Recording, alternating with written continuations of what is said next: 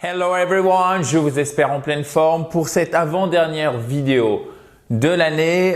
Pour la dernière, on fera une vidéo bilan, mais aujourd'hui, l'objectif, c'est d'améliorer votre anglais en niveau intermédiaire. Donc, ce n'est pas la plus facile des vidéos I Speak Spoken, d'accord? Donc là, on est vraiment sur du niveau intermédiaire, typiquement un niveau B2. On va chercher à améliorer votre vocabulaire, mais aussi votre grammaire. Rassurez-vous, même si vous êtes débutant, vous pourrez la suivre.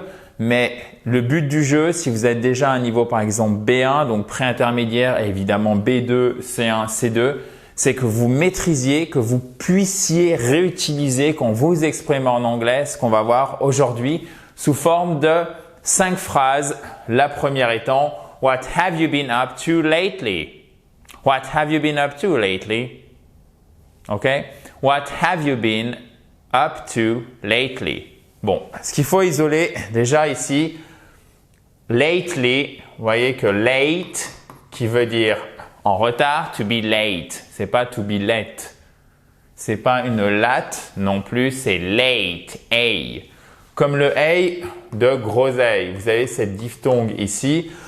Vous le savez, en anglais, ça sert à rien de faire simplement du vocabulaire ou de la grammaire. On va pas aller bien loin si on n'a pas évidemment la prononciation. Et pour la prononciation, quoi de mieux que la phonétique pour être le juge de paix, chers amis. So late, lately. Lately, c'est récemment. Recently marche très bien aussi. Littéralement, en fait, lately, c'est recently, lately, c'est ces derniers temps. Donc, quand vous dites what have you been up to lately, ça signifie qu'est-ce que tu deviens. Donc, regardez au niveau vocabulaire. To be up to, quand c'est informel, ça signifie faire, devenir dans le sens être occupé. Donc, qu'est-ce que tu as fait? À quoi étais-tu occupé? Donc, en français aussi informel. Qu'est-ce que tu deviens? OK? Et to be up to, de manière générale, ça veut dire être à la hauteur de quelque chose. OK? Mais ça peut être aussi dans un sens un peu péjoratif. What are you up to? Qu'est-ce que tu es en train de manigancer? OK? What are you up to? What are you up to? Oh my God, what are you up to? Qu'est-ce que tu es en train de faire? Qu'est-ce que tu es en train de manigancer? Vous voyez, what are you doing? Qu'est-ce que tu es en train de faire là maintenant? Et what are you up to? Qu'est-ce que tu es en train de mijoter, manigancer? So, là, ce qui nous intéresse, en fait, c'est la grammaire. Et c'est ce qui va faire toute la différence. Parce que ce qu'il faut comprendre ici, et c'est notamment l'adverbe de temps qu'on met à la fin de la phrase généralement, qui va tout changer. Qu'est-ce que tu deviens dernièrement? Donc, depuis la dernière fois que je t'ai vu ou ces derniers temps. De manière générale, quand vous avez le temps qui passe, si on est ici à T0, qu'est-ce qui se passe? Ces derniers temps, c'est ça. Vous voyez, c'est une période qui s'est écoulée. Et là, au moment où on se voit, on fait le bilan. Qu'est-ce que tu deviens? Donc, pour faire le bilan, qu'est-ce qu'on va utiliser comme temps? On va utiliser, quand on fait le bilan, on parle d'une période passée qui se prolonge jusque dans le présent. C'est au moment où on fait le bilan. Et quel est le meilleur temps pour ça en anglais? Le present perfect. Exactement. C'est pour ça qu'ici, vous avez have, qui est votre auxiliaire pour former le present perfect. Et vous avez votre participe passé, qui est celui du verbe être, been. So, have been, c'est notre forme au present perfect. Évidemment, ici, c'est sous forme de question. Du coup, on fait quoi? Mot interrogatif, what, auxiliaire, sujet qui est you, notre participe passé, been, et après, le reste, to be up to, et en dernier ressort, notre adverbe de temps. OK?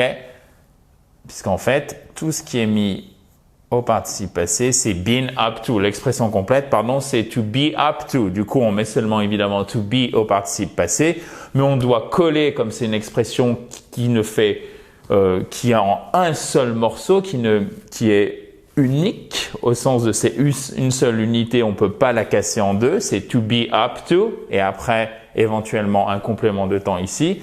Du coup, on la met directement, on met le reste de l'expression directement derrière notre participe passé, ce qui nous donne been up to et après notre complément de temps, lately, lately.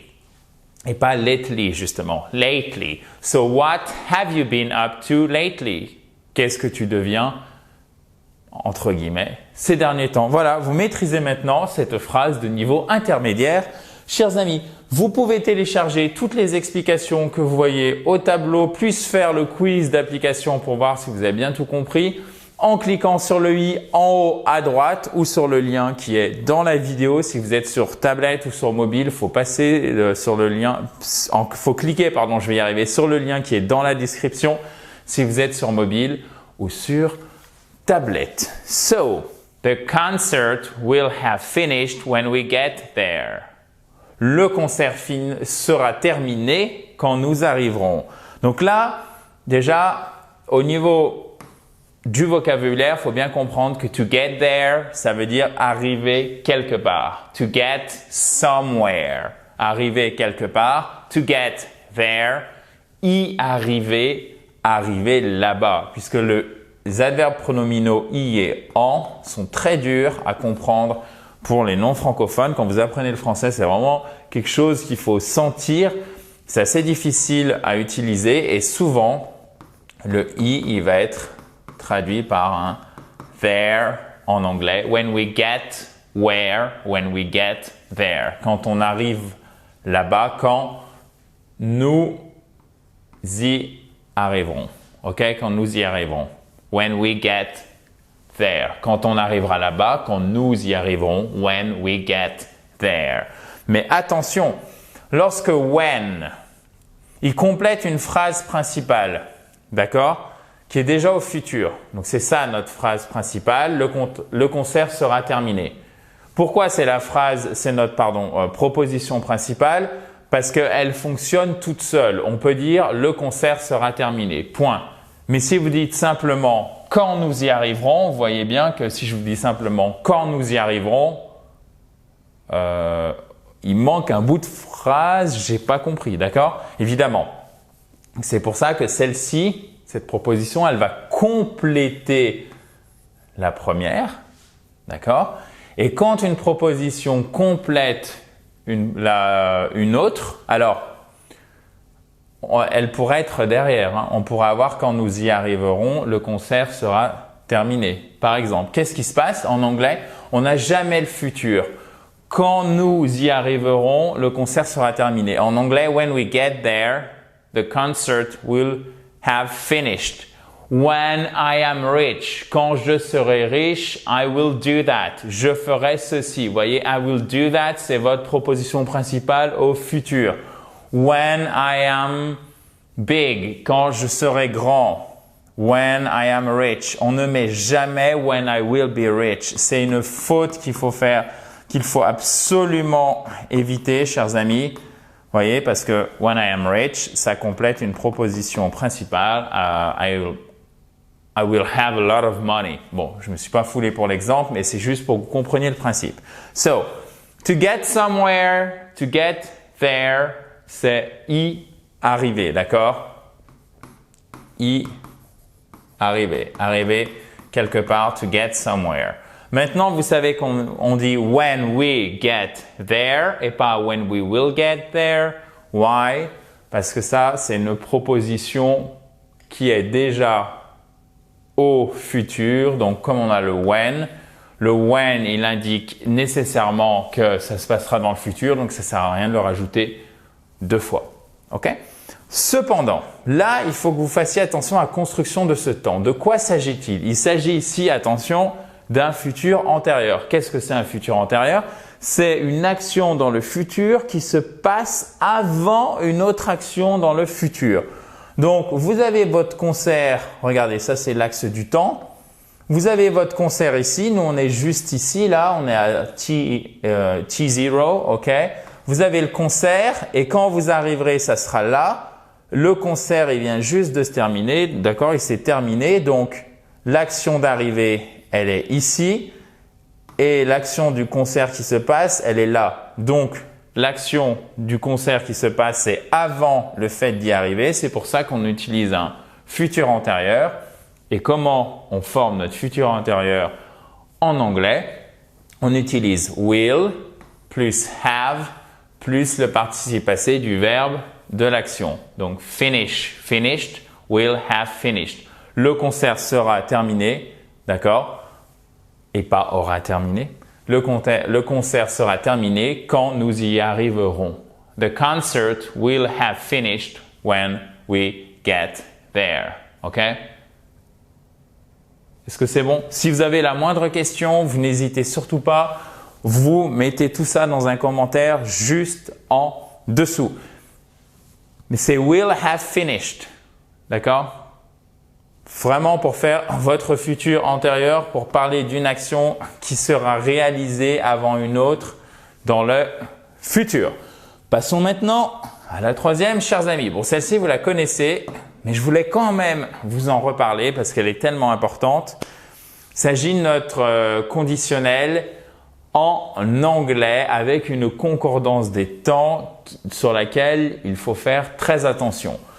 Si j'avais su, je l'aurais fait. Alors, même en français, je vois des fautes chez les native speakers, les French native speakers. So, French. Quand c'est un adjectif, évidemment aussi quand c'est un nom, ça prend toujours en anglais une majuscule. Et a French native speaker, c'est quelqu'un dont l'anglais n'est pas la langue maternelle ou rarement, mais c'est quelqu'un dont le français est la langue maternelle. A French native speaker. An English native speaker, for example. So, if I had known, si j'avais su, I would have done it. Okay? If I had known, I would have done it. If I had known that, I would have done it. So, if I have money, si j'ai de l'argent, I will buy a new car. Ça, c'est ce qu'on appelle le conditionnel 1. Donc, si j'ai de l'argent, j'achèterai une nouvelle voiture. C'est exactement comme en français, vous avez une symétrie présent, futur simple. Si j'ai de l'argent, if I have money, ici to have money au présent, I will buy a new car. J'achèterai une nouvelle voiture. C'est comme en français, vous avez une symétrie. Donc ça, c'est votre conditionnel appelé de type 1. C'est un peu comme je crois que dans le diabète aussi, il y a des types. Voilà. Mais je ne sais pas pourquoi je vous fais cette analogie qui est juste nulle. Oubliez, s'il vous plaît. Je n'ai rien dit. Donc, c'est votre... On rembobine. To rewind. To rewind. Hop. Oui, j'allais vous dire qu'il y a le bon diabète et le mauvais diabète, mais en fait, il n'y a que des bons conditionnels puisque vous en avez besoin, donc c'est vraiment nul. Donc, oubliez. To rewind, ça veut dire rembobiner. OK? So, vous avez besoin de tous les conditionnels. Il n'y a que des bons conditionnels. Par contre, il n'y a que des bons conditionnels, mais des mauvais usages de certains conditionnels à un moment donné pour que ça corresponde bien à la situation. Donc, regardez. Rapidement, ça c'est votre conditionnel de type 1. Vous avez aussi le conditionnel de type 2. Donc, il est déjà un petit peu plus complexe. Si je savais, je le ferais. Et là, c'est un conditionnel dans la deuxième partie en français. Si je le savais, if I knew, donc vous mettez votre simple past en anglais. If I knew it, si je le savais, je le ferais. Bon, le sens n'est pas génialissime, mais c'est vraiment pour la grammaire. If I knew it, I would do it. OK? Donc là, c'est votre conditionnel de type 2. If I knew it, I would do it. Si je le savais, je le ferais. If I knew it, I would do it. Conditionnel de type 2. Et maintenant, vous avez votre conditionnel de type 3, toujours avec un parallèle par rapport au français. Si j'avais su, donc là, plus que parfait, quel est le plus que parfait? Pour le coup, là, on a une symétrie aussi avec le français. C'est votre past perfect, c'est had.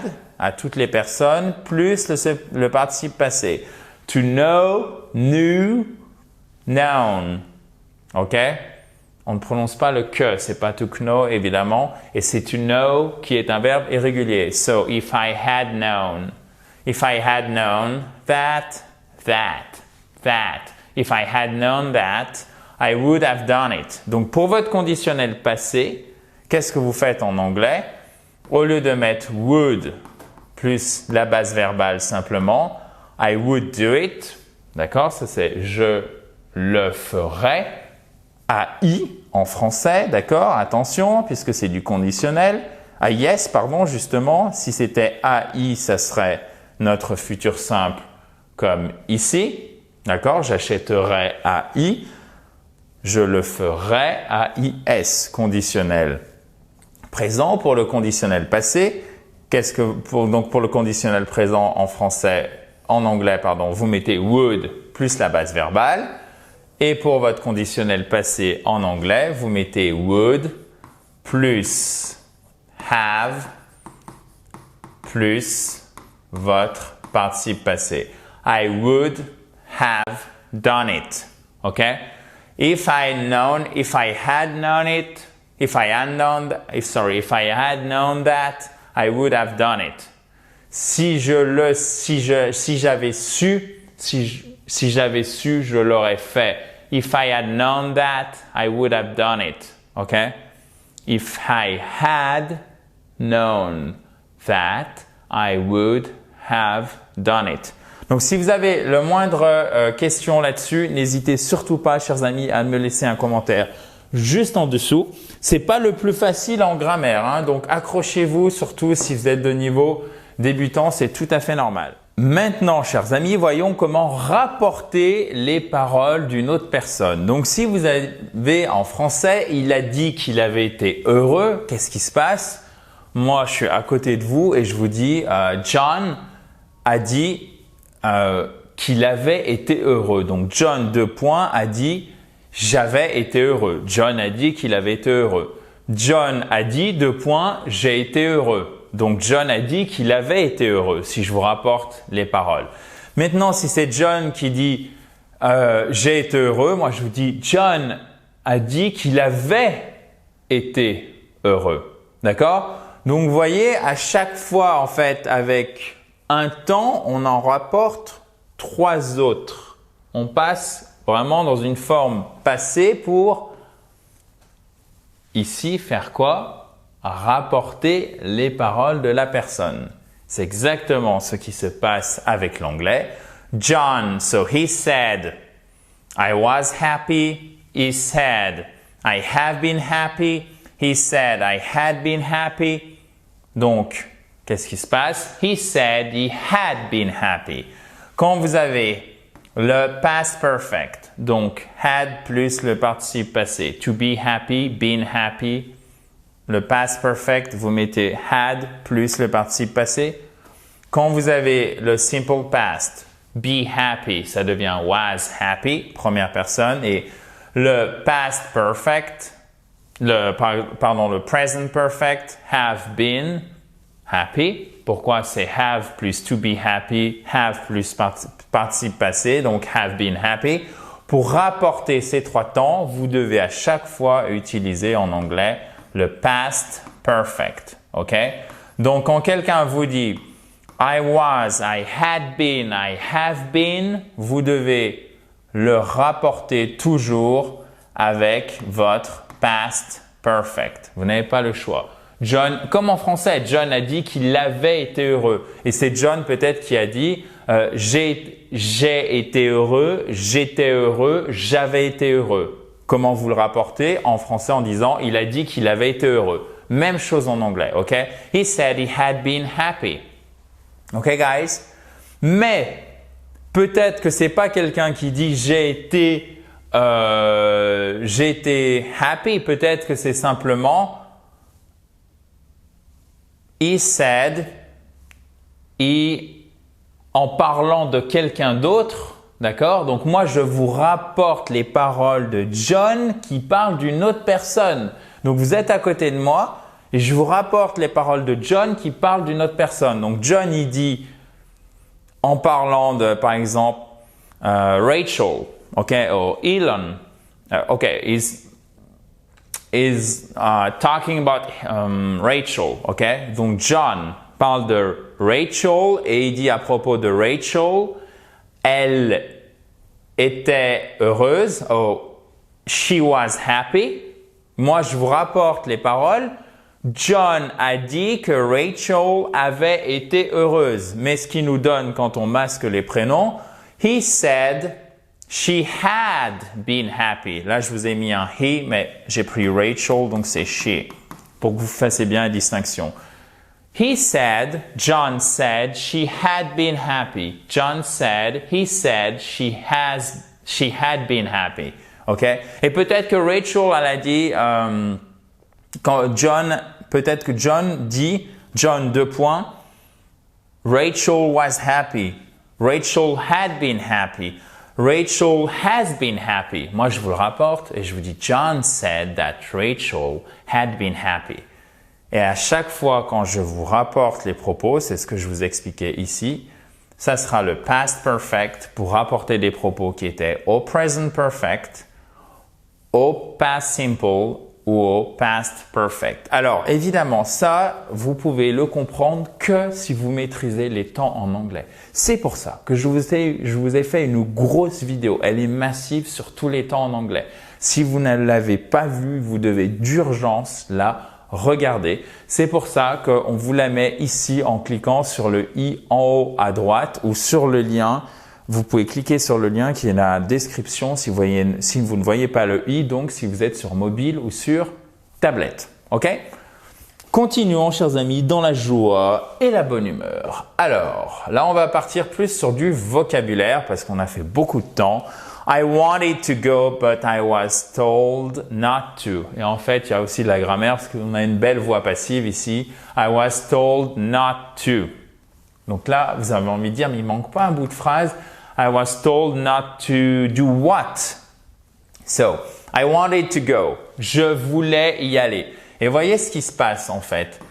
Au niveau aussi prononciation, ce qu'il faut noter, c'est qu'on a notre T, donc notre T, qui est entre un A et un E, malgré la présence du N, pour le coup, le pauvre, qu'est-ce qui va se passer en phonétique? Ça sera un T normalement, mais en American English, vous allez avoir un arc de cercle dessous et ça signifie qu'il se fait tordre et qu'il devient presque un D, ce qui nous donnera wanted au lieu de wanted. Wanted, wanted, OK? So, I wanted to go, but I was told not to. So, je voulais partir, je voulais littéralement aller, mais on m'a dit de ne pas le faire. But I was told not to. Et en fait, ici, ce qui est éludé, not to go. OK? Mais on m'a dit de ne pas y aller, de ne pas faire quoi? De ne pas le faire. Mais en anglais, ce qu'on ne rajoute pas deux fois, c'est go. Il est en fait sous-entendu, c'est pour ça que la phrase s'arrête de manière abrupte par notre préposition to. OK? I was told not to go. Maintenant, regardez. To tell, c'est dire au sens de aussi raconter. Et ça nous donne au participe passé et au passé told. OK? To tell, told, told. Et to be told, c'est littéralement être dit. Donc, on vous dit à vous, vous êtes dit quelque chose, même si en français ça ne se dit pas, mais vous comprenez le sens. Qu'est-ce qu'on fait en anglais? Qu'est-ce qu'on fait dans la langue de Molière? On utilise un on. On ne passe pas par une voix passive. On ne dit pas il m'a été. Alors, on peut dire il m'a été dit. Non, on va dire on m'a dit. D'accord? En anglais, qu'est-ce qu'on fait? On passe directement par une voix passive. On n'a pas notre on. Du coup, on utilise to be told. Ce qui nous donne I was told signifie on m'a dit. I tell you every day. Je te le dis chaque jour. I tell you every day. Donc, c'est moi qui fais l'action. Quand c'est moi qui la subis, c'est la voix passive, c'est quand on subit l'action. La voix active, c'est quand on la fait. Je la subis, c'est on me dit à moi. C'est pas on. Moi, je suis pas on et c'est on qui fait l'action. I was told, c'est on m'a dit. I was told by someone. So someone told me. Someone told me, voix active. I was told by someone. Quelqu'un m'a dit. OK? So I wanted to go. Je voulais y aller, mais on m'a dit de ne pas le faire. But I was told not to. Ça, c'est vraiment idiomatique. C'est même de l'anglais avancé. On n'a pas besoin de mettre I was told not to go. C'est sous-entendu, comme on a déjà to go ici. So I wanted to go, but I was told not to.